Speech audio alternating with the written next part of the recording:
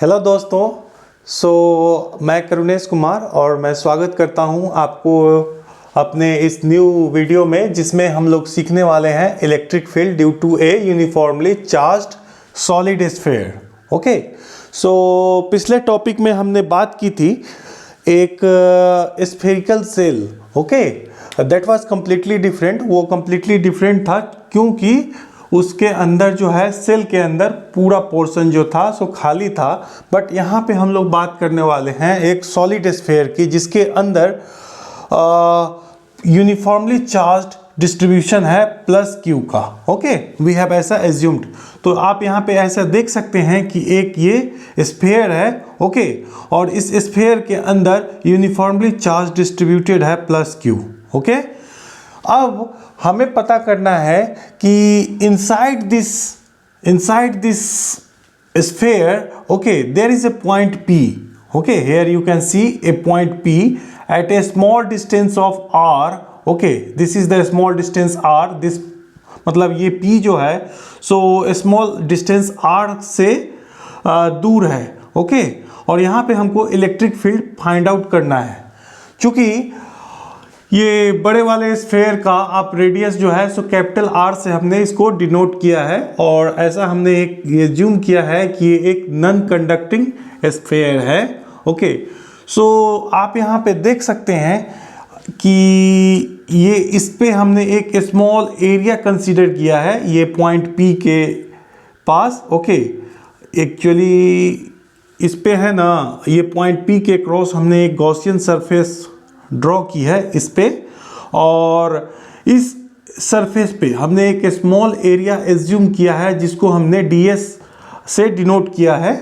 और आप देख सकते हैं कि इस पे चूंकि हम जानते हैं कि एरिया जो है सो सरफेस के परपेंडिकुलर होता है, तो यहाँ पे एरिया जो है n कैप से जो एरिया वेक्टर है वो परपेंडिकुलर सरफेस के परपेंडिकुलर है। और जो यहाँ पे as you know that electric field जो होगा पॉजिटिव चार्ज की वजह से इस सरफेस से वो रेडियली आउटवर्ड होगा। तो यहाँ पे सेम फिर इलेक्ट्रिक फील्ड और एरिया वेक्टर की जो they are in parallel direction. Okay, वो एक पैरेलल है, समानांतर है। ओके, और उनके बीच का एरिया, ये जो आपका स्मॉल एरिया ds है और ये जो आपका इलेक्ट्रिक फील्ड है उनके बीच का एंगल 0 है, डिग्री है। ओके, और यहाँ पे हम एक और टर्म डिफाइन करना चाहेंगे। चूंकि हम लोग यहाँ पे स्फीयर में वॉल्यूम होता है, सो हम लोग यहाँ पे वॉल्यूम चार्ज डेंसिटी कंसीडर कर रहे हैं। सो आप यहाँ देख सकते हैं रो, ये रो है और ये Q अपॉन V, इसको रो को हम वॉल्यूम चार्ज डेंसिटी बोलते हैं। ओके, और ये जो होता है सो Q, okay, total charge per unit volume, ऐसा करके हम लिख सकते हैं। और चूंकि आप जानते हैं कि स्फीयर का जो वॉल्यूम होता है वो 4/3 पाई r क्यूब होता है। ओके, सो आपने यहाँ पे रो को ऐसा लिख सकते हैं, वॉल्यूम के जगह पे हमने 4/3 पाई r क्यूब लिखा है। ओके, अब हम आते हैं डिराइवेशन पे। चूंकि आप जानते हैं गॉस लॉ के थ्रू, जैसा ये गॉस लॉ है, ये according to Gauss law Q integration of close surface, okay, this close surface E dot ds is equal to Q in upon epsilon naught, ये आपका गॉस लॉ के through होता है। ओके, इससे पहले हम लोग एक चीज़ फाइंड आउट करना चाहेंगे कि Q इन क्या होता है। आप जैसे कि यहाँ पे देख सकते हैं, ये आपका जो है Q इंटू Q जो रो जो है सो Q अपॉन V है। तो अगर हमको Q लिखना है, अगर Q स्मॉल एरिया Q लिखना है तो इसको हम क्या लिख सकते हैं, रो इंटू V। ओके, रो की वैल्यू जो है आपका इस बड़े स्फीयर के लिए Q अपॉन 4/3 पाई r क्यूब है। और इसके अंदर चूंकि ये पॉइंट P जो है, इसके अंदर ये स्फीयर का जो वॉल्यूम होगा वो भी होगा 4/3 पाई r small r cube. Okay, जैसा कि आप यहाँ पे देख रहे हैं, तो 4/3 से पाई से 4/3 पाई कैंसिल हो गया और आपके पास जो रह जाता है so capital Q upon r cube into r to the power cube. Okay, so ऐसा आपके पास रह गया। तो आप यहाँ देख सकते हैं कि Q इन के जगह पे हम लोग क्या लिखने वाले हैं, इस सरफेस के का में Q upon R cube into R का cube. Okay. Now, as you have discussed, as we have already seen in the last video, मतलब हम पहले ही वीडियो में देख चुके हैं कि E डॉट डी एस, इसको अगर हम डॉट प्रोडक्ट को अगर ओपन करते हैं तो क्या होता है, E डी एस कॉस, जो इनके बीच का एंगल होता है E और डी एस के बीच में, upon Q in upon epsilon naught. ये ऐसा गॉस लॉ से के थ्रू, गॉस लॉ से हम जानते हैं कि ऐसा हम लिख सकते हैं. ओके. अब चूंकि E कांस्टेंट है तो integration of d s is equal to Q in upon epsilon naught ऐसा होता है. और क्यू इन की जगह पे आप ये एक्सप्रेशन रखोगे, Q upon R cube into, जैसा कि आपने देख रहा है यहाँ पे हमने ऐसा रखा है. ओके. अब integration of d S, integration of d S, you already know that this area, अगर आप इस इंटीग्रेशन, एक एरिया है, अगर हमको पूरा एरिया अगर पता करना है इंटीग्रेशन ऑफ डी एस, तो इसका पूरा सरफेस एरिया ये छोटे वाले स्फेयर का हमको मिलेगा. वो क्या होगा, 4 pi are square. Sphere of area of the sphere, you already know, surface area of the sphere is nothing but 4 pi are square. Okay. फिर उसके आगे हमने Q upon epsilon not into R cube ऐसा लिखा है. उसके आगे अगर हम इसको सिंप्लीफाई थोड़ा और करें तो Q इज इक्वल टू, हम देख सकते हैं कि Q upon 4 pi are square into R cube upon epsilon into R cube. Okay. आप इसमें ये आर स्क्वायर से आर स्क्वायर कैंसिल हो गया, तो सिंपली आपके पास क्या बचा, Q into R 4 pi epsilon not into R Q. So आप E लिख सकते हैं, क्या लिख सकते हैं, Q upon 4 pi epsilon not into R upon R Q, ऐसा आप लिख सकते हैं. ये किस केस के सिनेरियो में है, यहाँ पे हमने एज्यूम किया है कि R लेस देन R. ये हमारा सरफेस स्फेयर दिया हुआ है, इसके अंदर एक छोटा सा स्फेयर हमने बनाया हुआ है. एक्चुअली पॉइंट P पे, इसके सेंटर से पॉइंट P पे अगर इलेक्ट्रिक फील्ड फाइंड आउट करना हो तो वो इलेक्ट्रिक फील्ड जो आपके सेंटर से दिस स्मॉल सर्कल, इस स्मॉल सर्कल का जो एरिया होगा, स्फेयर का जो एरिया होगा, ओके, उसके डायरेक्टली प्रोपोर्शनल टू होगा. ओके. सो आप इसका आप इसको लिटरेचर में भी जैसा हमने बताया आप वैसा लिख सकते हो कि ये ऐसा volume charge density rho. Okay. So I hope कि आपको ये समझ में आ गया. अब हम लोग इसी में सेकेंड टॉपिक देखेंगे और वो जो है सो लगभग सेम ही होगा, सेम ही होगा, लाइक मीन्स इफ ना. अब हम लोग क्या करेंगे, देखो ये तो जो है सो अगर अब हमको ये जो है इनसाइड, मतलब अगर हम इसी को आउटसाइड लिख दें, आउटसाइड चार्ज स्फेयर, मतलब यहाँ पे अब क्या होगा, ये R आपका ग्रेटर देन R हो जाएगा. ओके. पहले वो क्या था, लेस देन था, आई बिलीव कि मैंने ऐसा ही लिखा था. ओके. तो electric field outside charge solid sphere. तो अब हम यहाँ पे क्या करेंगे, जस्ट एज्यूम, हम एक उल्टा केस कर देते हैं यहाँ पे, मतलब कि अब हम सपोज ये करते हैं कि ये मेरा R है, ये मेरा स्फेयर है, और ये जो है अब बाहर वाले सर्कल को हम ऐसा एज्यूम कर लेते हैं, हाँ, कि अब ये पॉइंट जो है अब इसको हम यहाँ से रिमूव कर दे रहे हैं. देखो ये जो है ये आपका ये हो गया. अब हम यहाँ पे गॉसियन सरफेस यहाँ पे लेंगे, ये जो है मैंने P है.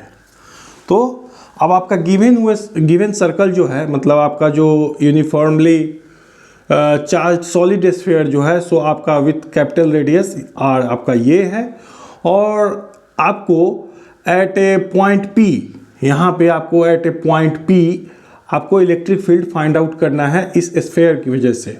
तो गॉस लॉ की मदद से हम ऑलरेडी जानते हैं कि हम एक गॉसियन सरफेस यहाँ पे ड्रॉ करेंगे. Okay.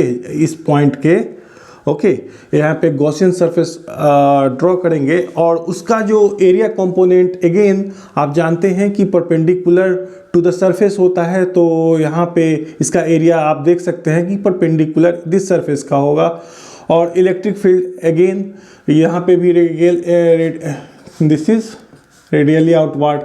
Okay, so everywhere electric field is radially outward. Again आप यहाँ पे आप देख सकते हैं कि यहाँ पे जो होता है so integration E dot d s is nothing but Q in upon epsilon not. Okay, अगर आप इसको थोड़ा सा सिंप्लीफाई करें, इस डॉट प्रोडक्ट को ओपन करें आप, तो यहाँ पे आएगा डी एस. ओके, चूँकि कॉस 0 डिग्री भी होगा क्योंकि एंगल बिटवीन ई और डी एस के बीच 0 है. सो हमने सिर्फ integration of d s is equal to Q in upon epsilon naught ऐसा लिखा. ओके, अब अगर हम इसको थोड़ा सा सिंप्लीफाई करें तो क्या होगा, E equal to E into 4 pi are square, ये R square surface of this sphere. Okay, और इसको आप लिख सकते हैं Q in upon epsilon not. और ये क्यू इन क्या है, यहाँ पे क्यू होगा. ओके, सो आप इसको देख सकते हैं कि ई आपका क्या होगा, Q upon 4 pi epsilon naught small r square. ये आपका किस केस के लिए है, आर ग्रेटर देन आर के लिए, small r greater than capital R. समझ में आया? आई होप कि यहाँ तक सब क्लियर है. अब इसी में एक थर्ड केस हो सकता है. क्या हो सकता है कि इसी में अगर हम एक थर्ड केस मान लें कि मतलब at the surface electric field at यहाँ पे देखो electric field at the surface of charged solid sphere, that is. अब इस केस में आप मान लो कि R और R सेम है. ओके, अब हम इसके लिए क्या करेंगे, इसके लिए हम जो है सो यहाँ पे थर्ड केस हम बता रहे हैं. केस 3 है. ओके, सॉरी एक मिनट, ये देखो ये आपका सरफेस हो गया.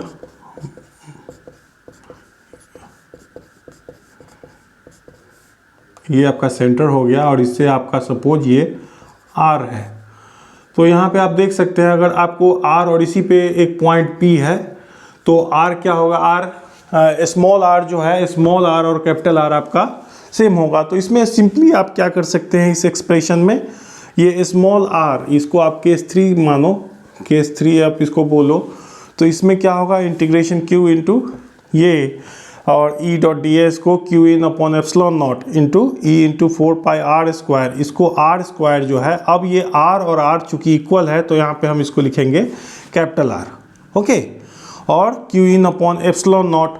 और आप यहाँ पे इसको देख सकते हैं, इसको आप फिर से आप क्या लिख सकते हो, आर स्क्वायर. ओके, तो यही है आपका at point r equal to R पे. तो अगर आप अब इन केस आपको अगर ड्रॉ करना है, एक अगर आपको बोला जाए कि ग्राफिकल व्यू आप बनाओ, आई होप कि आपने इसका नोट ले लिया था. तो अगर एक ग्राफिकल व्यू अगर आपको अगर ऐसा बोला जाए बनाने के लिए कि भाई इलेक्ट्रिक फील्ड और आर के बीच में एक रिलेशन बताओ, तो आप इसको लिख सकते हैं. क्योंकि देखो पहला केस क्या था, E is directly proportional to R. तो ये यहाँ तक सपोज कि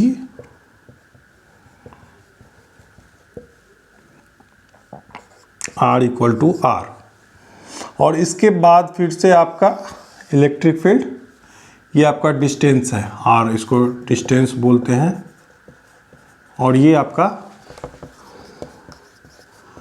इलेक्ट्रिक फील्ड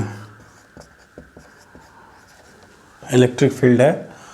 तो यहाँ पे आपका जो है सो इलेक्ट्रिक फील्ड क्या होगा, यहाँ इसके बाद इस पोर्शन, ये पोर्शन को हम बोलते हैं कि R जो है so less than capital R है. हाँ, इसके इक्वल मतलब लेस देन है, और यहाँ पे इसके आगे इस पोर्शन पे ये पर्टिकुलर पॉइंट पे r इक्वल टू r है, और यहाँ से फिर ये जो है इसके onwards it goes up to infinity, so r greater than r है, ओके, और ये गोज टू यहाँ पे इन्फिनिटी तक जा सकता है। तो आप देख सकते हैं कि यहाँ पे चूंकि e is directly proportional to small r, okay, यहाँ पे e is e equal to r, और यहाँ से आप देख सकते हैं कि e is inversely proportional to 1/r square, okay. तो ये आपको ग्राफिकल व्यू एक पूछा जा सकता है। तो आई होप कि आपका ये टॉपिक आपको अच्छे से समझ में आ गया होगा, और मैं आशा करता हूँ कि अगर आपको कुछ समझने में तकलीफ़ हो या कठिनाई हो रही हो तो आप प्लीज़ कमेंट सेक्शन में कमेंट करिए। मैं आपके लिए एक अलग से वीडियो फिर से बनाने का कोशिश करूँगा, ओके। सो आई होप आपको ये वीडियो पसंद आया, और please do like and subscribe, and happy learning. Thank you. Have a nice day.